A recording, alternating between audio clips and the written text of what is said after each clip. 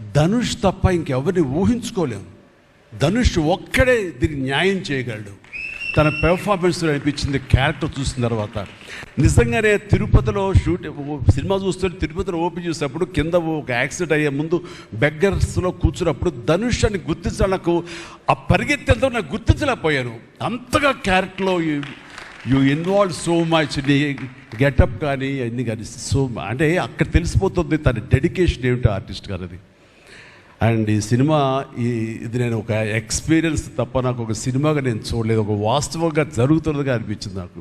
And Shekhar Kammula డీటెయిల్డ్గా నేను మిగతా అందరి నుంచి మాట్లాడే ముందు అసలు నువ్వేమిటి, నీ ఆలోచన విధానం ఏమిటి అనేది ఇట్స్ ఎంటైర్లీ డిఫరెంట్. 25 సంవత్సరాల పాటు నువ్వు అనుకున్న విధంగా, నువ్వు అనుకున్న క్యారెక్టర్స్ తోటి, నువ్వు అనుకున్న కంటెంట్ తోటి 10 సినిమాల కంటే ఎక్కువ చేయకపోయినా సరే ఒక్కొక్కటి ఒక ఆణిముత్యంలాగా చేసుకుంటూ